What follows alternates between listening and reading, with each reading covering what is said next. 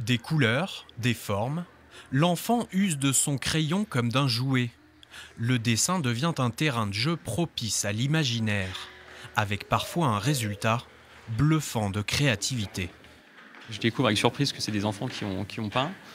Je suis très impressionné, je suis incapable de dessiner la moindre chose.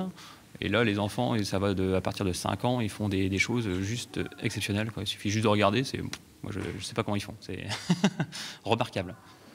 Une visite originale, comme une invitation pour les plus jeunes à découvrir l'art, les musées, à s'identifier même aux auteurs de ces dessins.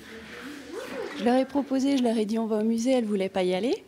Et puis finalement, une fois qu'elles y sont, je crois que là, elles ont bien compris que c'était une façon de s'ouvrir vers effectivement des tableaux qui leur parlent peut-être un peu plus, parce que les techniques sont quand même plus proches de ce qu'elles sont capables de faire elles aussi. J'ai trouvé ça très très inventif, toutes les sortes de dessins, toutes les sortes de thèmes, c'était très beau.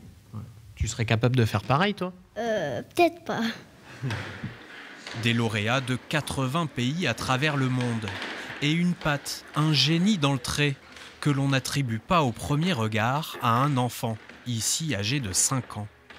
Quand on voit ce que l'enfant ou ce jeune a fait, l'âge qu'il a, la technique qu'il a employée, d'où il vient aussi, on se dit que c'est pas forcément un enfant qui est derrière, en fait, parce qu'il y a parfois des maîtrises techniques qui sont assez intéressantes, en termes même de gravure, de peinture, et même l'imaginaire ou la prise de conscience de certains jeunes de la société dans laquelle on est actuellement.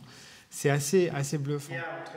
L'exposition est à découvrir en famille jusqu'au 1er avril prochain pour révéler peut-être les graines d'artistes de demain. Regardez, nous aussi on s'est dessiné.